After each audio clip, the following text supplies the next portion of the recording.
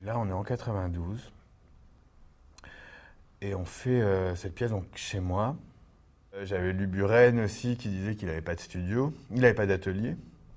Tout ça me plaisait beaucoup. Et donc, c'est pour ça que j'invite Frédéric à venir à la maison, dans l'appartement que j'habite. Et, euh, et aussi ce sentiment de devoir échapper devoir échapper à un lieu aussi chargé euh, que le studio de Studio de danse. danse, oui. Mais même moi, dès que je rentre dans un studio de danse, je me mets à la barre et je commence à faire des exercices. Je peux pas m'en empêcher. Donc il y a une espèce d'aliénation comme ça physique, je retrouve. Bon bref. Donc, mais j'avais cette conscience-là qu'il fallait échapper à ça pour essayer de faire quelque chose. Je sais pas. Et donc je lis, tu vois, du chant beaucoup, mais principalement Barthes, Deleuze, Foucault, Althusser. Évidemment, la question est du comment faire et où est-ce qu'on est. Qu'est-ce que ça veut dire que de faire un spectacle? Qu'est-ce que ça veut dire que de faire du théâtre? Donc c'est pour ça que le résultat finalement, c'est une réification du code, des codes théâtraux et chorégraphiques.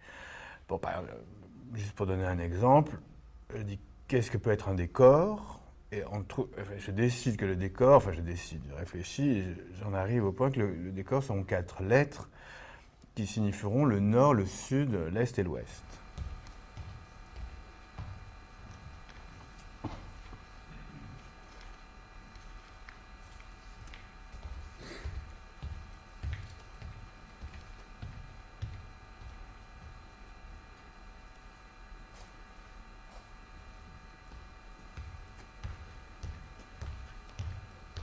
Pour la raison du fait que le théâtre essaie d'échapper à ça. Le théâtre est un espace, euh, alors voilà, un espace degré zéro, donc Barthes degré, c'est-à-dire qu'il est pas en noir, il essaie d'avoir le moins de signes possible pour justement que chaque représentation, chaque mise en scène, chaque chorégraphie puisse produire un espace à partir de ce zéro et construire un château au Danemark ou je ne sais quoi d'autre, une jungle, Ou un intérieur bourgeois, un dans intérieur un bourgeois cercle. absolument. Euh, et donc, et là je me dis, c'est ça qu'il faut montrer, donc resituons le théâtre dans des repères géographiques, magnétiques, enfin qui sont même pas culturels, qui sont physiques, hein, oui, La boussole. la boussole. Donc on travaille à la boussole, on rentre dans chaque théâtre à la boussole, après hein, dans les tournées, et on regarde où est le nord, où est le sud, où est l'est. C'est-à-dire que chaque fois le décor change, tout en supposant,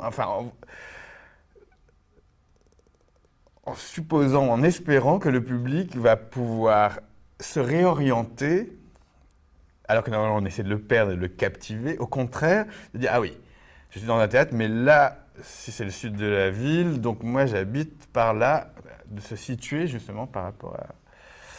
Et je pense qu'on a fait ça avec tous les autres éléments de la chorégraphie et du jeu. Donc il y a une réification au deux sens du terme, puisque finalement on a utilisé des objets. Donc on a utilisé des objets qui traînaient dans l'appartement, un aspirateur. Donc ça c'était aussi, j'étais très proche, bon évidemment du ready-made.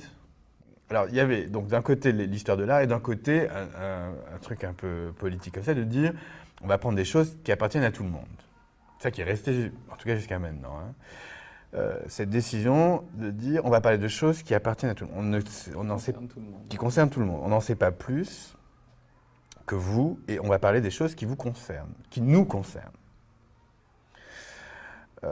Donc un aspirateur, un tapis, du sel, un ballon, des patins à glace, qu'est-ce qu'il y a d'autre encore? Enfin ils sont 10. Dictionnaire. Dictionnaire, ah oui.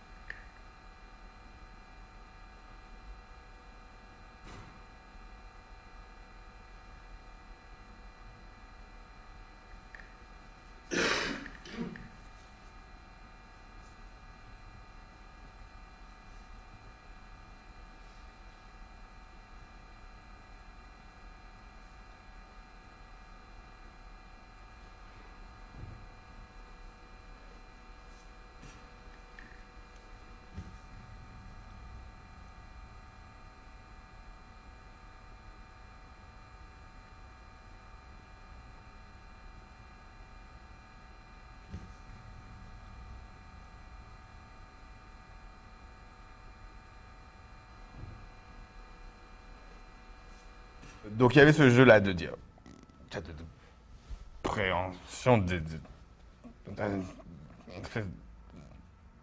vraiment toucher le réel, quoi, d'essayer de prendre les choses telles qu'elles étaient, c'est celles qui m'appartenaient dans la maison, qui n'étaient pas choisies pour le théâtre. Et... Donc ça, voilà, ça c'était des... C'est pas juste le réel, c'est la domesticité, c'est la vie quotidienne. Ouais, mais enfin bon, j'appelle le réel, oui, c'est pas juste ça. Mais ce que j'appelle à ce moment-là le réel, tu vois. Après, bon, là, il y a le mot qui me vient, c'est la vie matérielle. Là, c'est Duras aussi, donc j'aime beaucoup ce livre aussi où elle parle de la lessive, comment faire telle omelette, ou je sais pas quoi.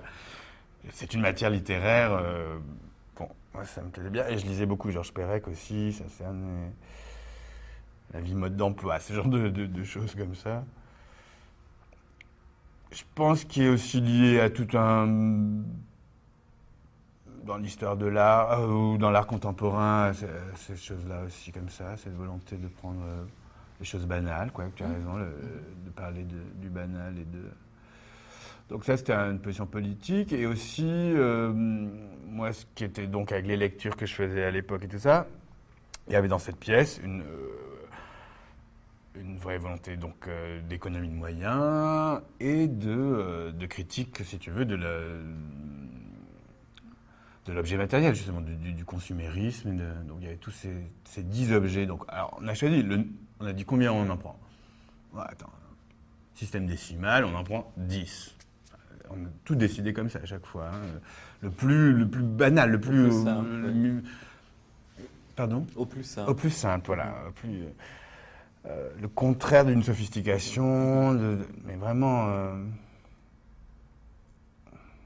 Et ça venait d'où, cette volonté délibérée d'écarter toute forme de sophistication? Bah, je pense que c'est cette volonté de parler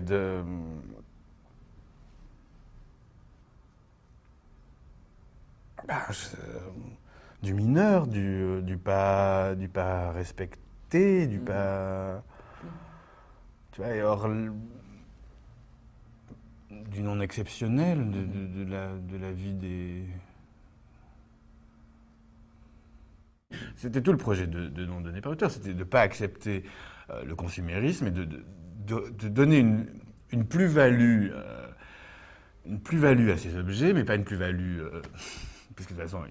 Pas de plus-value marchande. Pas marchande, mais une plus-value symbolique de pensée, enfin, de rajouter de la pensée, de rajouter des qualités.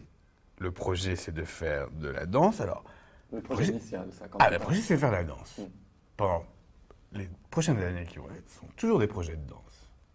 Et Non donné par l'auteur est un projet de danse, c'est-à-dire on va danser. Frédéric et moi allons danser.